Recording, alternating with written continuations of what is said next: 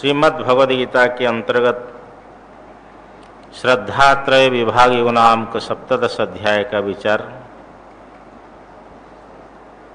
आज प्रारंभ होगा। प्रथम उच्चारण कर लिया जाए।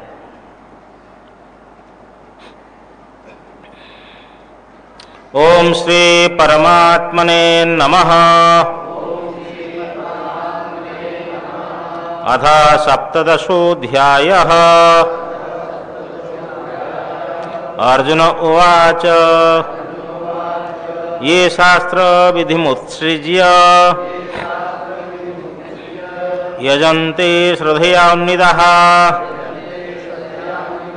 तेषां निष्ठा तु का कृष्ण सत्त्वमाहुरजस्तमः। श्रीभगवानुवाच त्रिविधा भवति श्रद्धा देहिनां सा स्वभावजा सात्विकी राजसी चैव तामसी चेति-तां शृणु।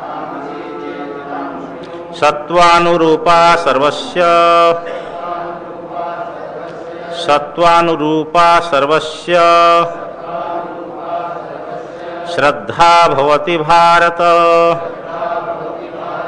श्रद्धामयोऽयं पुरुषो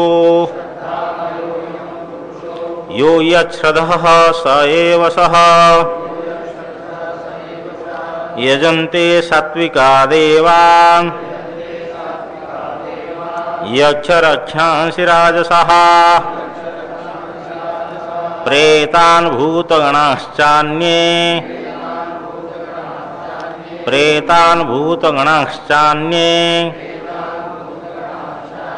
यजन्ते तामसा जनाः। अशास्त्रविहितं घोरं तप्यन्ते ये तपोजनाः। दम्भाहंकारसंयुक्ताः कामरागबलान्विताः कर्षयन्तः शरीरस्थं भूतग्राममचेतसः। मां चैवान्तः शरीरस्थं तान् विद्यासुरनिश्चयान्। आहारस्त्वपि सर्वस्य त्रिविधो भवति प्रियः। यज्ञस्तपस्तथा दानं तेषां भेदमिमं शृणु। आयुः सत्त्वबलारोग्य सुखप्रीतिविवर्धनाः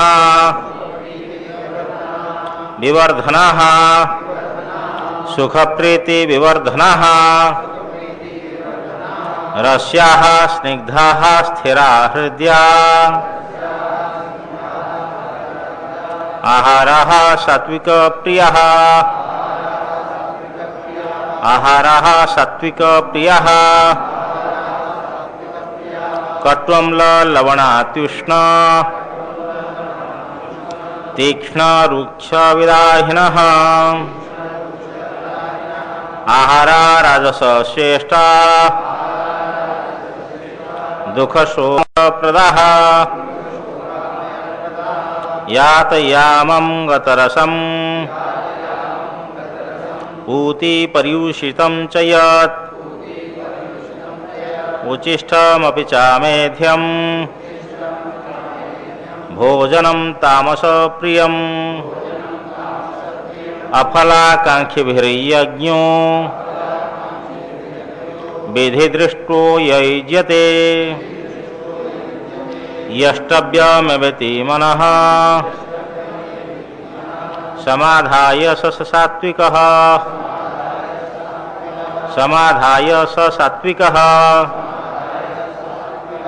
अभिसन्धाय तु फलम् दम्भार्थमपि चैव यत् इजते भरत श्रेष्ठ तम यज्ञम विधिराजसम। हरिओम तत्सत्। कल के पाठ का सारांश आसुरी संपदाओं का विशेष रूप से वर्णन करते हुए आसुरी संपदा वाले मनुष्य कैसे होते हैं भगवान ने निरूपण किया, निर्देश किया। काम क्रोध परायण वाले होते हैं, विषय भोगी होते हैं, उग्र कर्म वाले होते हैं, अविवेकी लोग, अहंकारी, स्वयं को बड़े पूज्य मानने वाले, द्वेष करने वाले। तो भगवान कहते ऐसे ही नराधम वालों को मैं आसुरी योनियों में भी, संसार में जो सिंह व्याघ्र आदि योनियां है उनमें फेंक देता हूँ निरंतर, और आसुरी योनि को प्राप्त करके फिर उससे भी नीचे नीचे चले जाते हैं। इस प्रसंग में एक श्लोक मधुसूदन स्वामी ने उद्धृत किया है। यही वह नरक व्याधे चिकित्सा न करोति यह, यही वह नरक व्याधे चिकित्सा न करोति यह, गत्वा निरौषधम स्थानम सरुजः किम करिष्यति। इस मनुष्य लोक में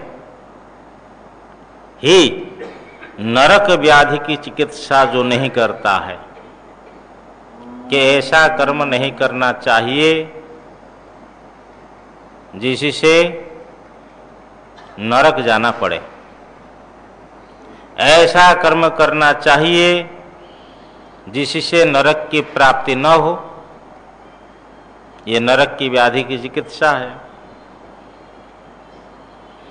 फिर ऐसा नहीं करने वाला व्यक्ति जो सरुजः रोगी है, निरौषधम स्थानम गत्वा किम करिष्यति, गत्वा निरौषधम स्थानम सरुजः किम करिष्यति। जो रोगी है जहाँ औषध नहीं है वहाँ जा करके क्या करेगा। भाई शरीर में कोई रोग हो गया है, मथुरा है, दिल्ली है, दिल्ली में बड़े बड़े अस्पताल है, पास में है, यहाँ तो कोई ठीक नहीं किया, चिकित्सा नहीं करी, और यहाँ से बिल्कुल घनघोर जंगल में चला गया जहाँ कोई औषध ही नहीं हो, वहाँ अपने रोग को ठीक कर सकता है क्या। इसी प्रकार मनुष्य शरीर में आकर के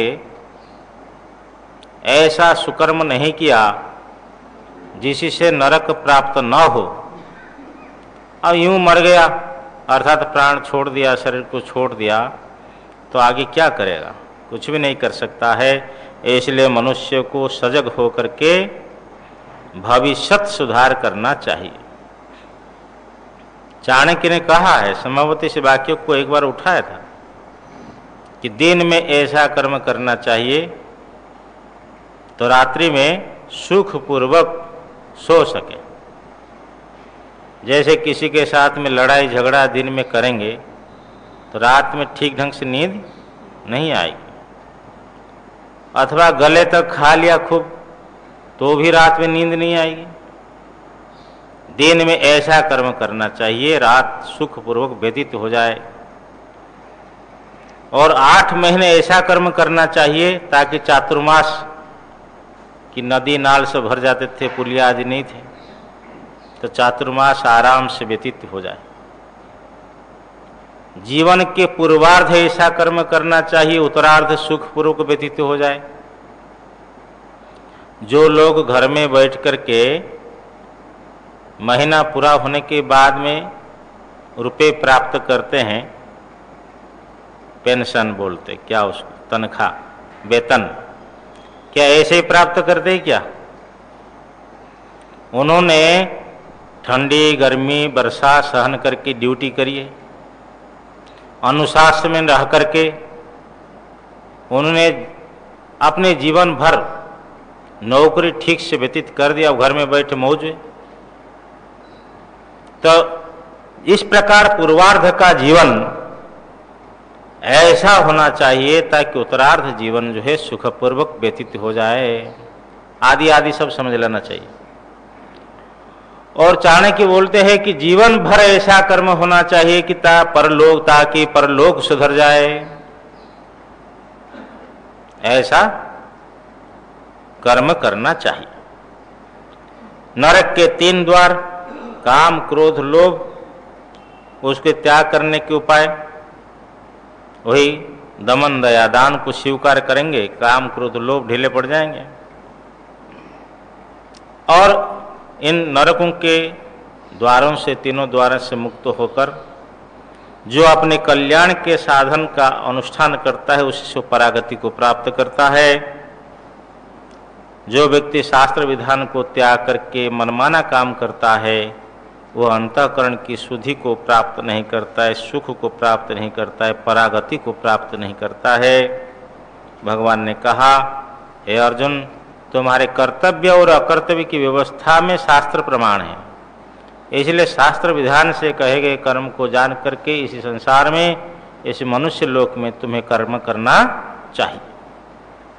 आगे का प्रसंग सुनाने के पूर्व जो 15वां अध्याय में एक कृतकृत्यश्च भारत, जो कृत्य शब्द आया है, तव्य तव्य अन्य नहीं होगा, वहाँ व्याकरण लोग जो जानते हैं, वहाँ क्री धातु से क्यप प्रत्यय करके फिर तु का आगमन करने पर तो कृत्य शब्द बनता है।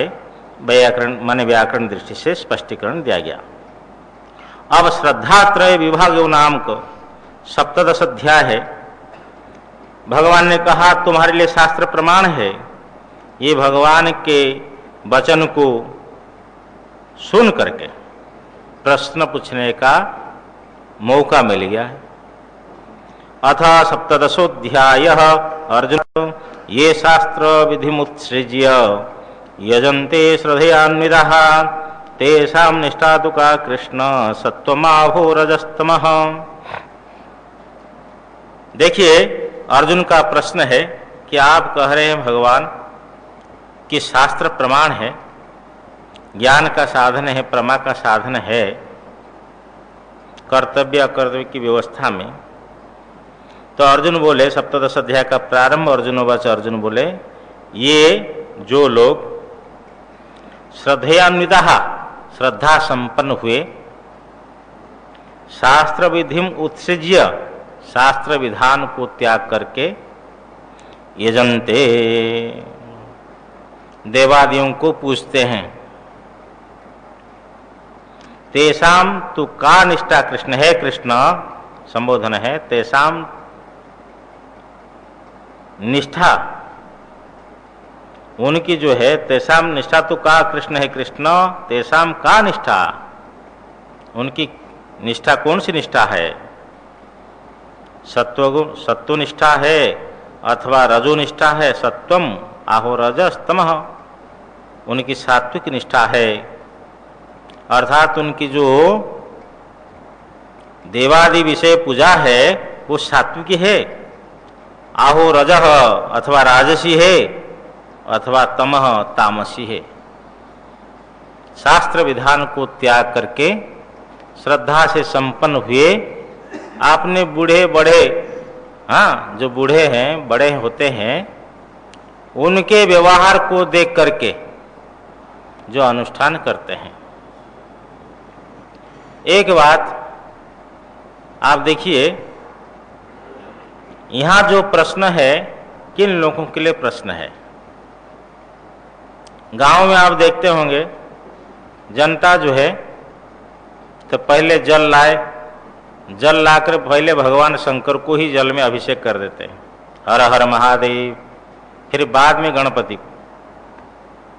वो लोगों के अंदर में श्रद्धा है, ये विधि नहीं जानते कि पहले गणपति की पूजा होनी चाहिए, लेकिन श्रद्धा संपन्न है, शास्त्र विधान को जानते नहीं है, और शास्त्र विधान को नहीं जान करके शास्त्र विधान का परित्याग किए और पहले ही महादेव की पूजा करके उसके अनंतर गणपति की पूजा करते हैं। परंतु शास्त्र विधान को जानने वाले पहले गणपति की पूजा करते हैं, फिर देवी की पूजा करते हैं, नंदीश्वर की पूजा होती है, कार्तिक स्वामी की पूजा होती है, और भी दो रहते हैं विशेष पूजा में। फिर उसके बाद सर्प हो तो सर्प की पूजा हो, फिर सबसे अंतम में भगवान शंकर की पूजा होती है। तो जो शास्त्र विधान को जानते हुए त्याग करते हैं उनके लिए अर्जुन का यहाँ प्रश्न नहीं है, क्योंकि शास्त्र विधान को जानबूझ करके जो त्याग करते हैं उनके अंदर में श्रद्धा नहीं हो सकती। यहाँ प्रश्न है श्रद्धा से संपन्न है, इसीलिए वो उस पक्ष को लेना है कि जो लोग श्रद्धा से संपन्न हुए और शास्त्र विधि को नहीं जान करके शास्त्र विधि का त्याग करके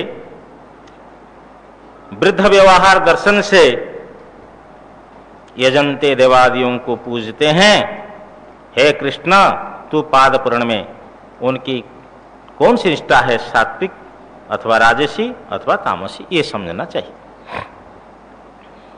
ये सामान्य विषय के प्रश्न है, इसको विभाग किए बिना उसका उत्तर नहीं हो सकता है। अतः श्री भगवान वाच, श्री भगवान बोले त्रिविधा भवति श्रद्धा देहि नाम सा स्वभावजा सात्विकी राजसी चैव तामसी चित्तां शृणु। जो श्रद्धा होती है उसका कारण है स्वभाव।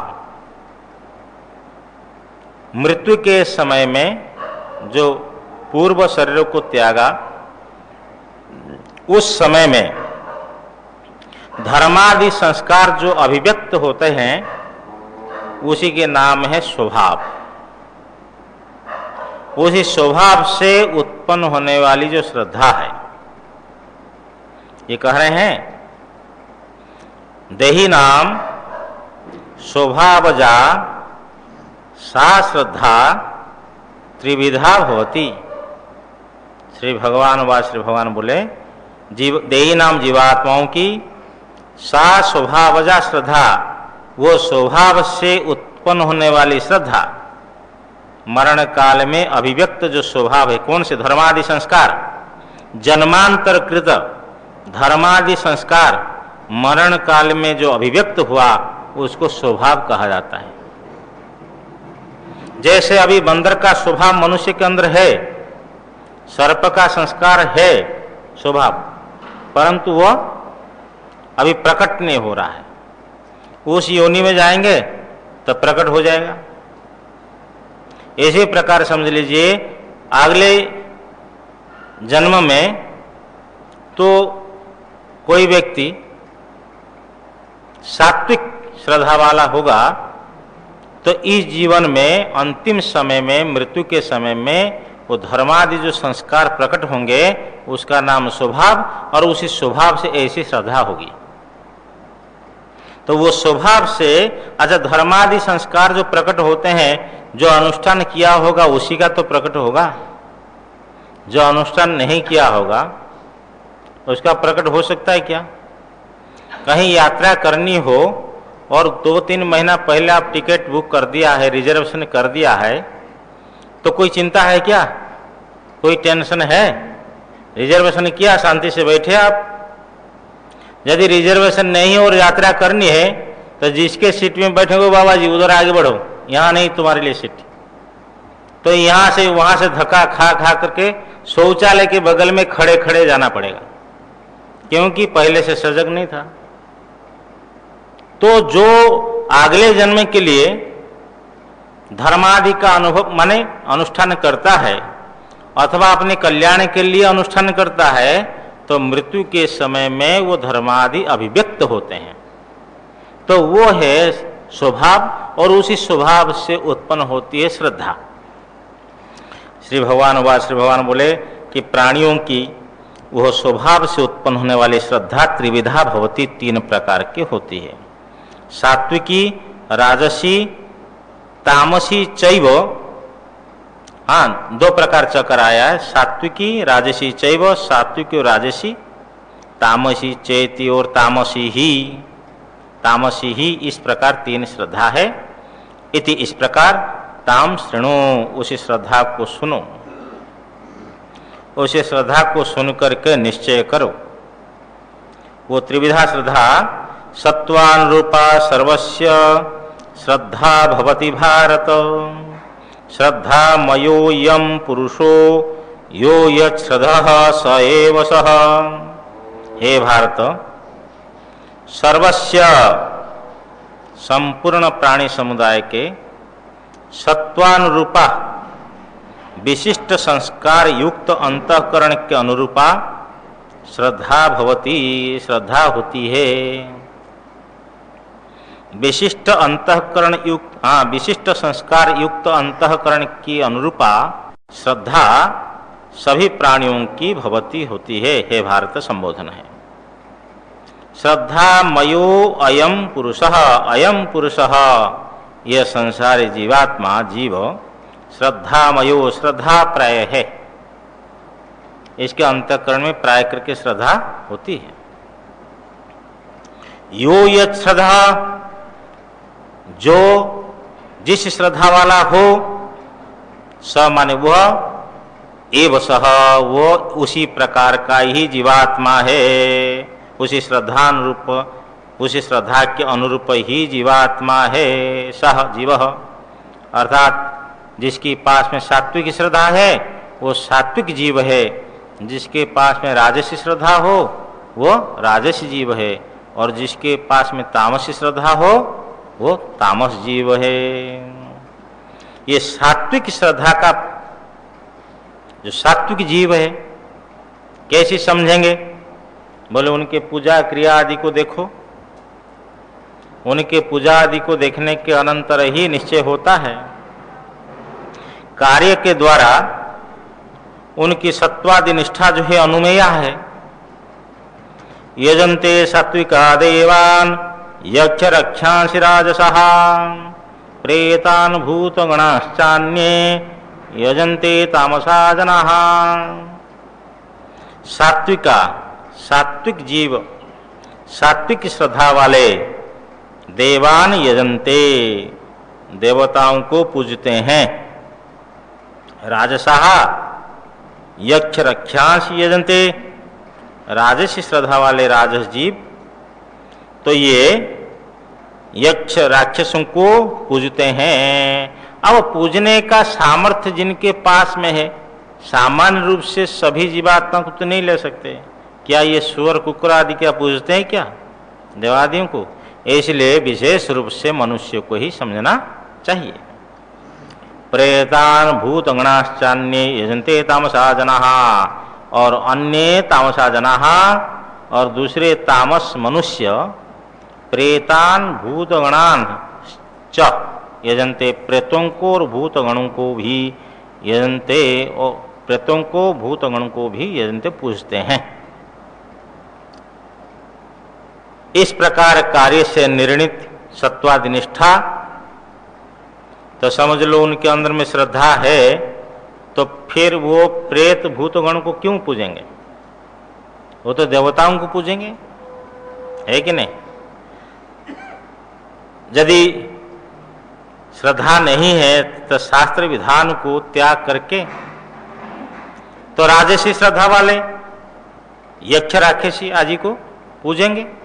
तो उनका जो है ये जो शास्त्र विधान को त्याग करके श्रद्धा से संपन्न यजते हैं, उनकी क्या निष्ठा है, सात्विक राजस तामस, तो समझ लेना चाहिए शास्त्र विधान कहता है कि देवताओं को पूजना चाहिए।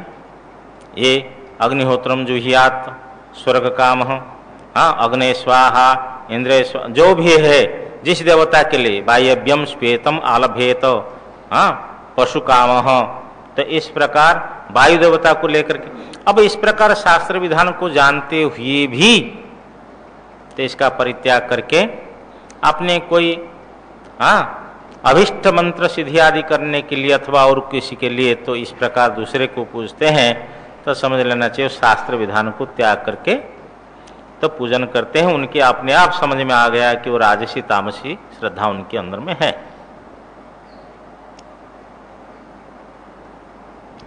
तो भगवान भाष्यकार लिखते हैं कि इस प्रकार कार्य से सत्वादि निष्ठा निर्णीता हुई शास्त्र विधि उत्सर्ग में। उसमें कोई हजारों में कोई एक देव पूजादि पर सत्वनिष्ठ होता है, बहुलता से तो रजोनिष्ठा तमोनिष्ठा प्राणी होते हैं। देवादि पूजा करने वाले कम हैं। कैसे? तो कहते हैं, देखिए, अशास्त्र विहितम घोरम तप्यन्ते ये तपोजनाः दम्भाहंकार संयुक्तः कामरागबलान्वितः कर्षयन्तः शरीरस्थं भूतग्राममचेतसः मां चैवान्तः शरीरस्थं तान् विद्यासुरनिश्चयान्। ये पंचम और षष्ठ दोनों श्लोकों को एक साथ लेकर के भावार्थ होगा कि आसुरी जो है माने राजसी तामसी प्राणी जो है माने तान विधि आसुर निश्चय, आसुर निश्चय वाले ऐसे लोग होते हैं, उनका संग नहीं करना चाहिए। इसलिए भगवान बतलाते वो कैसे हैं। ये जनाहा, जो मनुष्य, प्रथम पंक्ति पंचम श्लोक के उसको पहले देखिए। ये जनाहा, जो मनुष्य, दंभाहंकार संयुक्त, दंभाहंकार संयुक्त, दंभ और अहंकार से संयुक्त हुए, माने उनके अंतःकरण में दंभ भी है और अहंकार भी है, दिखावा और अहंकार इस प्रकार। और काम राग बलान्विता, काम राग से होने वाले, जो बल से वो संपन्न होने वाले, सम्यक युक्त, और उसके लिए षष्ठ अध्याय के प्रथम पंक्ति देखिए, अचेतसः, अविवेकी लोग, ये सब जन के विशेषण है। जो दंभ अहंकार से संयुक्त, काम प्रयुक्त राग बल से संयुक्त, अविवेक, अचेतसः जनाः, अविवेकी लोग, हो गया। फिर षष्ठ अध्याय के प्रथम पंक्ति को चलिए। शरीरस्थम भूतग्रामम कर्षयन्तः, शरीर के अवस्थित भूतग्राम का अर्थ कर्ण समुदाय, इन कर्ण समुदाय को कर्षयन्तः, कृषि करते हुए, खाएंगे पिएंगे नहीं, मानो ऐसे एक महीना तक नहीं खाएंगे पिएंगे तो एक कमजोर तो हो जाएगी ना, सब इंद्रियां दुर्बल हो जाएगी। तो इस प्रकार भूतग्रामं का अर्थ कर्ण समुदाय को कर्षयन्तः, कृषि करते हुए, जो शरीर में अवस्थित इंद्रिय समुदाय कृषि करते हुए,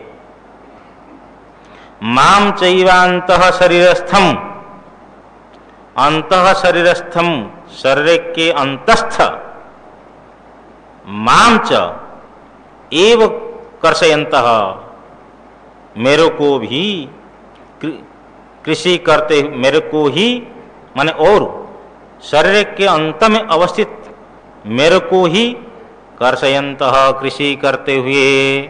भगवान को कोई दुबला पतला कर सकते क्या? इसलिए भाष्यकार भगवान लिखते हैं, मद अनुशासन अकरणम एवं, यही कर्षण है, मत कर्षण, कि मेरी आज्ञा को नहीं पालन करना, यही मेरे प्रति दुबला पतला करना, मेरे को कर्षण करने का यही अर्थ है। इस प्रकार अंतः शरीर में और अंतः शरीर अवस्थित मुझे ही कृषि करते हुए ऐसे अविवेकी लोग ये जनाः जो लोग अशास्त्र विहितम घोरम, पंचम श्लोक के आदि में चलिए। शास्त्र विहित नहीं, शास्त्र के द्वारा जिसका विधान न हुआ हो, वो अशास्त्र विहितम घोरम, पीड़ा करने वाला, प्राणियों को भी और स्वयं को भी पीड़ा पहुंचाने वाला ऐसा घोरम तपो तप्यन्ते, ऐसी तप का अनुष्ठान करते हैं ये जनाः, जो अविवेकी लोग ऐसे तप का अनुष्ठान करते हैं।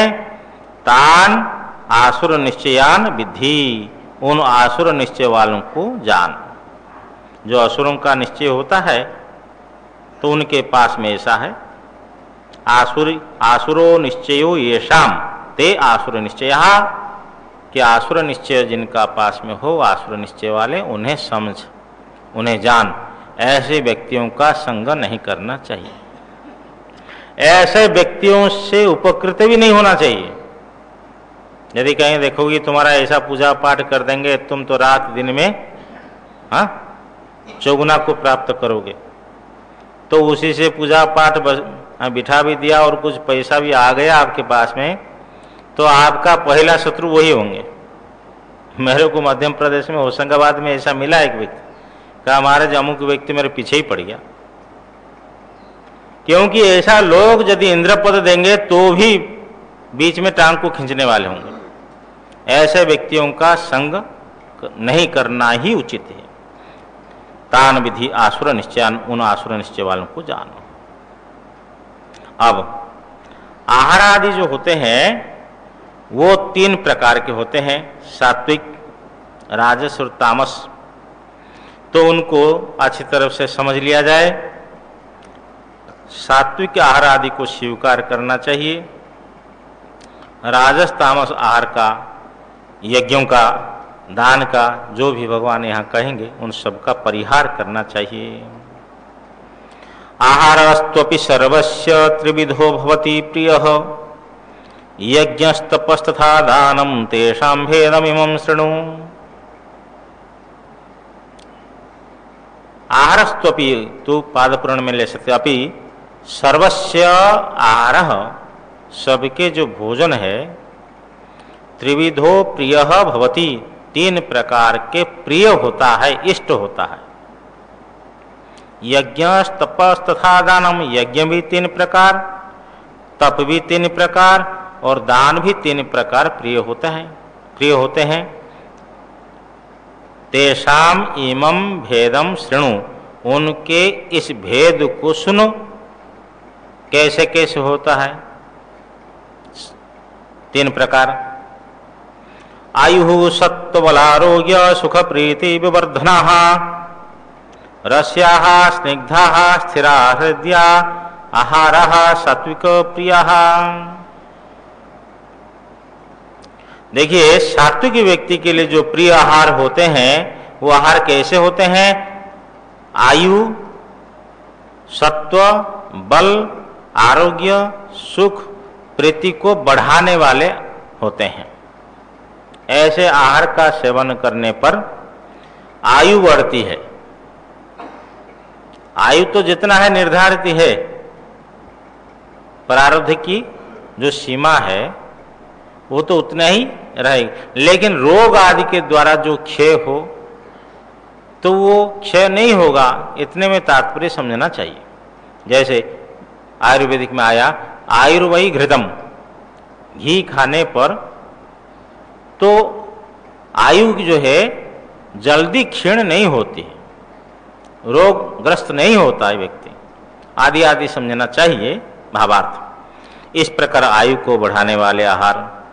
सत्व का अर्थ है, मधुसूदन स्वामी लिखते हैं, चित्तस्थैर्यम, चित्त की स्थिरता। बलवती दुखे अपि निर्विकारत्वाबादकम, बहुत बड़े दुख आने पर भी चित्त में निर्विकारकत्व आता है, निर्विकारत्व आता है, माने उसमें विकार उत्पन्न नहीं होता है। ऐसा भोजन करने पर चित्त की स्थैर्य, उसको माने चित्त की स्थिरता को बढ़ाने वाले आहार होते हैं। बल को बढ़ाने वाले, आरोग्य को बढ़ाने वाले बहुवचन है। और सुख प्रीति विवर्धना, सुख का अर्थ आनंद गिर लिखते हैं अंतर आह्लाद, अंतराह्लाद, अंदर में जो प्रसन्नता है उसका नाम सुख है। और प्रीति का अर्थ करते हैं परेशान अपि संपन्ना नाम दर्शनात् परमो हर्षः, दूसरे संपन्न व्यक्तियों को देख करके परम हर्ष हो, इसका नाम है प्रीति। प्राय करके देख कर क्या होता है, तो दूसरों की उन्नति को देख करके जलता है आदमी। ऐसा भोजन करना चाहिए जिस भोजन से आयु सत्व बल आरोग्य सुख और प्रीति की वृद्धि हो। तो ये प्रीति का अर्थ है दूसरों के संपन्नता को देख करके परम हर्ष होना, इस प्रकार सबको बढ़ाने वाले। रस्याहा, रस से युक्त हो। कई लोग ऐसा भोजन को ऐसा सुखा देते हैं, बिल्कुल कोई रस ही नहीं रहता है, चबा चबा कर खाओ उसको। एक बिस्कुट मिलता है उसका नाम रस है, उसको निचड़ोगे एक बूंद भी नहीं मिले, उसका नाम रख दिया रस। रस्याहा, रस युक्त होना चाहिए भोजन। स्निग्धाहा, भोजन स्नेह वाले होना चाहिए, उसमें तेल घृत आदि होना चाहिए। स्थिरा, अब खाया तुरंत पच गया ऐसा नहीं है, चिरकाल स्थायी हो देह में। हृदय, हृदय प्रिया, ऐसे भोजन सामने आवे देख करके मन में प्रसन्नता हो, हृदय की। हृदय, ऐसे जो आहार, हृदय प्रिय आहार सात्विक प्रिय, सात्विक व्यक्तियों के लिए प्रिय होते हैं। ये हो गया, समझ में आ गया कि कौन सा भोजन सात्विक भोजन है। सात्विक भोजन करना चाहिए। राजस भोजन का, तामस भोजन का परित्याग करना चाहिए। तो राजस भोजन कैसे है? कटु अम्ल लवणात्युष्ण, कटु अम्ल लवणात्युष्ण तीक्ष्ण रुक्ष विदाहिन आहारा राजस श्रेष्ठा दुख शोकामय प्रदाह। कटु अम्ल, विच्छेद करके बोल रहे, संधि विच्छेद। कटु अम्ल लवण अति उष्ण तीक्ष्ण रुक्ष, ये जो अति शब्द यहाँ पड़ा हुआ है, ये अति शब्द को सबके साथ में जोड़ना है। अति कटु, अधिक, जैसे नीम है, करेला है, इसका सेवन तो करना चाहिए करेला का, लेकिन अति करेला खाना, तो अति जो है कटु जो है ये राजस भोजन है। अति अम्ल, अति खटाई, अति लवण, अति नमक, अति उष्ण, गरम गरम चूल्हा से आ रहा है, हाथ भी जलते जा रहा है, फिर भी तो जीवा भी जल रही है, अति उष्ण। अति तीक्ष्ण, अति तीखा, बहुत मिर्च, ऐसे मिर्ची भी आप लोग कभी वाराणसी में देखा, कोई आसाम से लाया था मिर्ची की अचार, उसको छो तो फिर बहुत बड़े, ये अति तीखा है, ये अति तीखा को नहीं खाना चाहिए। और अति रुक्ष, रूखा, अति रूखा भोजन नहीं करना चाहिए, समझे ना।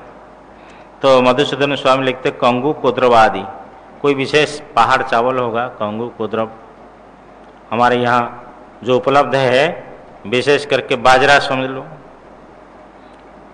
तो एक बाजरा खाते ना लोग, उसमें घी डालते हैं कि पेट साफ हो। घी नहीं डालेगी तो पेट ही साफ ना हो, रूखा है, उसमें कुछ है ही नहीं।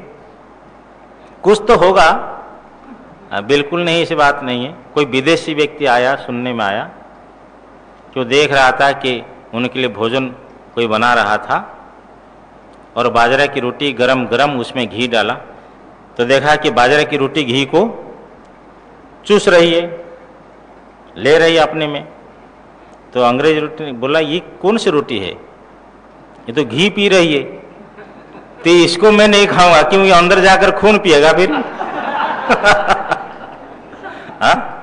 कि ये जो है अति रूखा है, ऐसी रोटी जो है, ऐसे अन्न जो है अति रूखा है। तो ये, और अति विदाही, हाँ, जैसे सरसों है, अदरक है, अधिक सेवन करना। तो ये खाते जाओ और रोते जाओ तो भी लोग खा रहे हैं। ये सब जो भोजन है दुख शोकामय प्रदाह, कटुम्ल लवणा कृष्ण तीक्ष्ण रुक्ष विदाहिनः, ऐसी जो आहारा, ये जो आहार दुख शोकामय प्रदाह, दुख शोक और आमय प्रदान करने वाले। मधुसूदन स्वामी बड़ा अच्छा अर्थ किए। दुख का अर्थ है तात्कालिक पीड़ा, ये तो खाते जाओ अश्रुपात होता जाए, तात्कालिक पीड़ा तो है। और शोक का अर्थ है पश्चातभावी, दोर्मनस्य, खाने के बाद में मन में उदासीनता, हाँ, स्वस्थता, मन स्वस्थ ना हो, ये हो गया शोक। और आमय सब जानते हैं, ज़्यादा मिर्ची मसाला खाएंगे, हाँ, तब फिर ये जो है मलद्वारगत रोग अथवा पेट में अल्सर आदि सब उत्पन्न होते हैं। ये आमय प्रदान करने वाले, दुख शोक आमय प्रदान करने वाले ऐसा जो आहार है राजसस्य इष्टा, ये रजोगुणी व्यक्ति के लिए ये इष्ट होते हैं ऐसे आहार। और तमोगुणी व्यक्ति जो होता है, तामस व्यक्ति, उसके लिए कौन सा प्रिय आहार? यात यामं गत रसम पूति परिउषितं च यत् उचिष्टमपि चामेध्यम भोजनम तामस प्रियम। यत भोजनम, जो भोजन, यात यामम, यात यामम का अर्थ है मंद पक्वम, जैसा तैसा पक गया, अच्छी तरफ से भली भांति से पका नहीं, अर्ध पक्व समझ लीजिए, कच्चा पक्का। गत रसम, जिसका बिल्कुल रस है ही नहीं, हाँ, तो रस रहित। पूति, पूति का अर्थ दुर्गंध, ऐसा भोजन जिसमें दुर्गंध ही आ गई हो। परियुषितम चयत, और जो भोजन बासी भोजन है कि पक्को हो जाने के बाद में तो रात्रि बीत गई। बहुत से लोग रात की रोटी सवेरे खाते, उनको ये पता नहीं है कि बासी भोजन है। पता तो है लेकिन तामस भोजन ये पता नहीं है।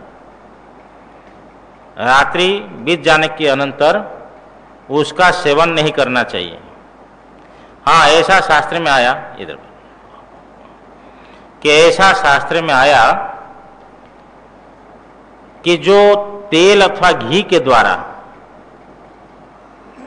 तो उसमें छान लिया गया हो तो वो बासी होने पर भी बासी नहीं माना जाता, रात्रि बीत जाने पर भी बासी नहीं माना जाता।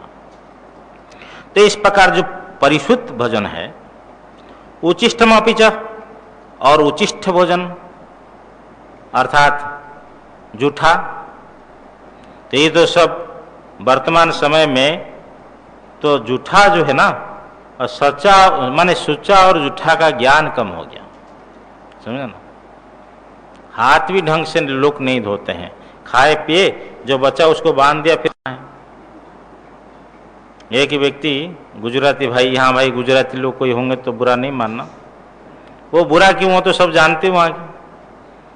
हमको घर में ले गया, फल खाया, आधा खाया तो फिर आधा फ्रिज में या कहीं रख दिया। एक को देखा भोजन वहीं डिब्बा है उसी से लेते रहे। तो इस प्रकार जो है जूठा भोजन ये तामस भोजन है। जितना खाना है उतना लीजिए। और साधु संत जो है बाएं हाथ को पवित्र रखते हैं कि और कुछ लेना चलो बाएं हाथ से। कहीं में पढ़ा था मनुस्मृति में अथवा कहीं मनुस्मृति शायद कि जूठे मुख से यदि किसी भोजन को आप छू लेते हैं फिर उसी भोजन को स्पर्श करके कुला करना चाहिए। तो ऐसा जो है शास्त्र विधान है, तो जूठा नहीं खाना चाहिए। ये अमेध्य जो भोजन है, ऐसे उचिष्टमपि च, और जो भोजन जूठा है अमेध्यम अपवित्र भोजन है, यज्ञ के लिए योग्य नहीं है। मांस मछली आदि सब अपवित्र भोजन है। ऐसा जो भोजन है तामस प्रियम, ये तामस व्यक्ति के लिए प्रिय है। जो साधु संत में रहते उनको तो पता है कि रोटी चावल दाल परोसना थोड़ा ऊपर से, छूना नहीं। अब जितने प्राय करके गृहस्थ घर में जाओ 90% ऐसा मिलेंगे तो छू करके देते हैं रोटी को। अरे भाई थोड़ा ऊपर से दो ना, ऊपर से देने से लोग अपमान समझते, फेंक करके दिया। अब वो छू लिया, उसी प्लेट को लेकर के वहां गया रोसईशाला में। तो ये सब ध्यान रखना चाहिए सदगृहस्थों को, जो लोग भोजन आदि का विशेष। अब जो है इस प्रकार यात याम गतरस पुति परिशुत उच्चिष्ठ और अमेध्य जो भोजन, ये सब तमोगुणी व्यक्ति के लिए प्रिय होता है। अब सात्विक भोजन करना चाहिए, राजस और तामस भोजन का परित्याग करना चाहिए। यज्ञ भी 3 प्रकार है। तो कौन सा यज्ञ सात्विक है, कौन सा यज्ञ राजस है, कौन सा तामस है, उनको भी समझना चाहिए। दूसरी बात है कि यज्ञ अपने आप में कुछ नहीं है, उस यज्ञ का अनुष्ठान कौन कर रहा है ये देखना पड़ेगा। कि जैसा गौशाला बनाई गई है, तो गौशाला बनाने वाले किस उद्देश्य से बनाई है, बनाने वाले के ऊपर निर्भर है कि वो स्वर्ग को उद्देश्य करके बनाया है अथवा अपने कल्याण के लिए बनाया है, तो वो व्यक्ति के ऊपर निर्भर करता है। इसलिए एक महापुरुष बोलते हैं ओंकारेश्वर वाले, क्या करते हैं उसकी महत्ता नहीं है, क्यों करते हैं इसकी महत्व विशेषता है कि आपका उद्देश्य क्या है। प्रत्येक कार्य जो है जो किया जाता है उसके पीछे आपका उद्देश्य क्या है। तो यदि व्यक्ति सात्विक है, उनके अंदर में कोई इच्छा नहीं है, फल की इच्छा नहीं है और कर्तव्य बुद्धि से कर रहा है, तो उसके द्वारा संपादित जो यज्ञ है वो सात्विक यज्ञ माना जाएगा। और फल तृष्णा से प्रयुक्त होकर के जो यज्ञ किया जाता है तो वो राजस माना जाएगा। और जो विधि विधान से नहीं है, मनमाना आचरण किया जाता है, वो तामस माना जाएगा। अफलाकांक्षी यज्ञो विधि दृष्टो युज्यते यष्टव्यमेवेति मनः समाधाय स सात्विकः समाधाय स सात्विकः। देखिए यह का अर्थ जो यज्ञ विधि दृष्टो, विधि के द्वारा दृष्ट है, श्रीधर स्वामी लिखते हैं आवश्यकतया विहितः। आप यही तो शास्त्र प्रमाण है ना, शास्त्र विधान करता है कि ये करो ये ना करो। जो व्यक्ति शास्त्र संस्कार से संपन्न होता है उसका जीवन एक दिव्य अलौकिक, भले ही इस जीवन में कष्ट हो लेकिन भविष्यत्व उनका सुरक्षित है। इसलिए शास्त्र संस्कार से संपन्न होना बहुत जरूरी है। तो यह जो यज्ञ विधि दृष्टो, विधि के द्वारा दृष्ट हुआ, आवश्यक रूप से विहित, यह यज्ञ विधि दृष्टो अफलाकांक्षी भीर युज्यते, फल के अनिच्छुक व्यक्तियों के द्वारा किया जाता है, अनुष्ठान किया जाता है। जो यज्ञ अफलाकांक्षी के द्वारा किया जाता है विधिदृष्ट, कैसे? यष्टव्यम एव इति मनः समाधाय, यज्ञ करना ही चाहिए इस प्रकार मनः समाधाय निश्चय करके। भगवान भाष्यकर लिखते हैं नानेन पुरुषार्थो मम कर्तव्य इति एवं निश्चित्य, कि इसके द्वारा मेरा कोई पुरुषार्थ कर्तव्य नहीं है, करना ही चाहिए ऐसा मान करके जो किया जाता है ये हमारा कर्तव्य है। स सात्विक, स यज्ञ, वह यज्ञ जो है सात्विक यज्ञ है। अभिसंधायतु फलम दंभार्थमपि चैव यत् इजते भरत श्रेष्ठ तम यज्ञम विधिराजसम। हे भरत श्रेष्ठ, तू का अर्थ परंतु फलम अभिसंधाय, फल की इच्छा, फल को उद्देश्य करके देखिए, बिना फल बिना प्रयोजन से कोई भी व्यक्ति प्रवृत्त नहीं होता है। निष्कामी पुरुष वो होता है जो अपनी कल्याण के लिए प्रवृत्त होता है। जो अपने कल्याण के लिए प्रवृत्त होगा उसकी सब प्रवृत्तियां शुभ होगी, सात्विक मानी जाएगी। आप गाय सेवा कर रहे हो, क्यों गाय सेवा कर रहे हैं? आपका उद्देश्य क्या है? संत सेवा हो रही, उद्देश्य क्या है? तो उधर से तो कह रहे हम संत सेवा कर रहे, और इधर छाती फुलाकर चले और ये भाव रखे कि ये संत की सेवा हो रही तो 10 बार हमको नमो नारायण करता रहे, किसी बार एक बार चूक जाए तो फिर उसके ऊपर क्रोध, उसका आसन उठाए, तो ये तो संत सेवा नहीं है। एक महात्मा जी थे गंगदेव जी, देखो उनके पास में कि मंडलेश्वर जी पहुंचे और पूछे कि वो तखत उठा करके मंडलेश्वर का स्वागत कर रहे हैं और पूछते कि गंगदेव जी कहाँ है ना, अभी मिलेंगे।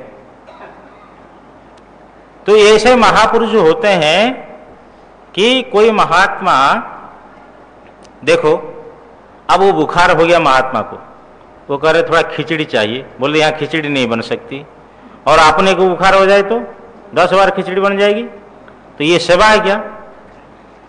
थोड़ा स्पष्ट बोलना भी कभी अति कटु हो जाता है। उद्देश्य यदि आपने मोक्ष है तो उस व्यक्ति के द्वारा जो भी सेवा होगी वो सात्विक होगी। जैसे आगे तो हमको जो व्यास भगवान ने एक सूत्र दिया है, श्रूयताम धर्म सर्वस्वम श्रुत्वा चैवावधार्यताम आत्मनः प्रतिकूलानि परेशान न समाचरित। इस सूत्र को जो साधक अपने जीवन में लाने के लिए प्रयत्न करेगा उसका सर्वत्र ही स्वागत है, कहीं भी कोई बाधा नहीं है। जो अपने लिए प्रतिकूल व्यवहार है, जो अपने लिए प्रतिकूल आचरण है, ऐसा दूसरों के प्रति न करें। आत्मोपम्येन सर्वत्र योमम, ये समम पश्यति अर्जुन। जो अपने समान सब प्राणियों में सुख दुख देखता है, सुखम वा यदि वा दुखम स योगी परमो मतः। बस ये जो गीता का एक श्लोक को जीवन में लाने के लिए प्रयत्न करें हम, कि जैसे कोई व्यक्ति दुखी है और उस दुख अवस्था में पड़ने पर हम क्या चाहते होते हैं, तो जैसे हमारी इस प्रकार इच्छा रहती है ऐसी परोपकार। हम लोग तो इतने परोपकार नहीं करते हैं जितनी दधीच ने किया है। जो दधीच ने किया है ऐसा हम लोग करते क्या? परहित सरिस धर्म नहीं भाई, पर पीड़ा सम नहीं अधमाई। यदि हम अपना लक्ष्य को स्थिर रखते हैं तो फिर इस सूत्र को अपनाएंगे तो हमारा जीवन स्वस्थ, मंगलमय और सुखद रहेगा।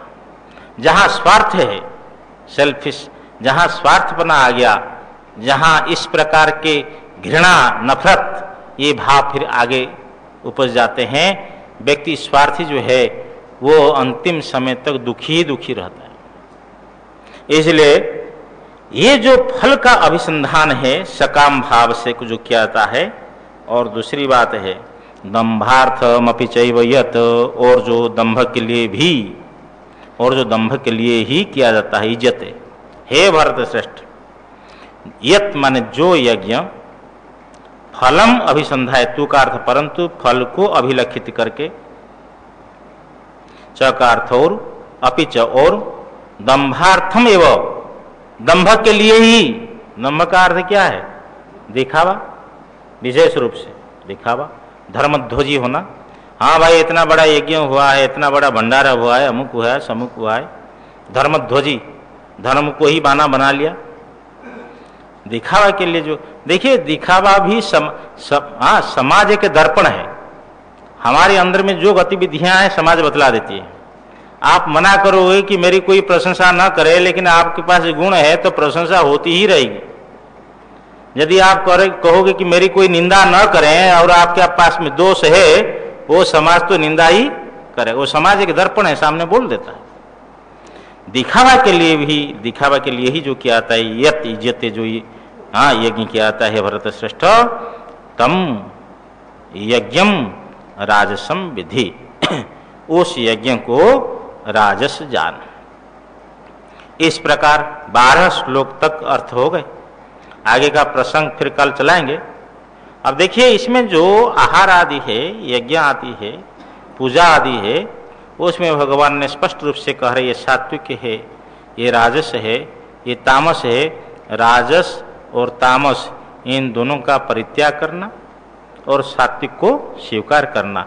और शास्त्र पढ़ने के बाद में विवेकी व्यक्ति हो जाता है।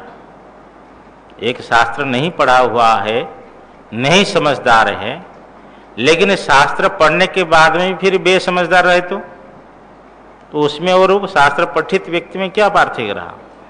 शास्त्र पढ़ने के बाद में आदमी को समझदार होना चाहिए, विवेकी होना चाहिए और शास्त्र को लेकर के अपने अंतःकरण में गुणाभाग करना चाहिए। आज का विद्यार्थी भी गुणाभाग करता है। क्या पढ़ोगे? बोले इंजीनियर पढ़ूंगा, इंजीनियरिंग पढ़ूंगा अथवा मेडिकल साइंस पढ़ूंगा। पहले से ही गुणाभाग करता है। किसान भी गुणाभाग करता है, इस वर्ष क्या फसल करेंगे, कौन सी फसल से पैसा अधिक आएगा। तो इसी प्रकार जो साधक है वो अपने जीवन में भी गुणाभाग करें कि भाई अब तक जो है तो क्या साधना हुई है और आगे हमें क्या करना चाहिए। हमारे पास में सात्विक भाव अधिक है या राजस है या तामस है। राजस तामस का परिहार करने के लिए और सात्विक को स्वीकार करने के लिए, उसकी अभिवृद्धि के लिए सतत प्रयत्नशील होना ही सजग साधक है। नहीं तो प्रमाद, फिर प्रमाद वही मृत्यु हो, फिर प्रमाद जो है मृत्यु है। तब फिर और बाद में जन्म ही जन्म मिलते रहेंगे। तो मुख्य उद्देश्य जो है हमारा लक्ष्य स्वस्थ हो, इसके लिए गीता का स्वाध्याय है। ओम पूर्णमदः पूर्णमिदं पूर्णात् पूर्णमुदच्यते पूर्णस्य पूर्णमादाय पूर्णमेवावशिष्यते। ओम शांति शांति शांति। शंकरं शंकराचार्यं केशवं बादरायणं सूत्रभाष्य कृतौ वन्दे भगवन्तौ पुनः पुनः। ईश्वरो गुरुरात्मेति मूर्तिभेदविभागिने व्योमवद्व्याप्तदेहाय दक्षिणामूर्तये नमः। ओम शांति शांति शांति। सच्चिदानंद भगवान की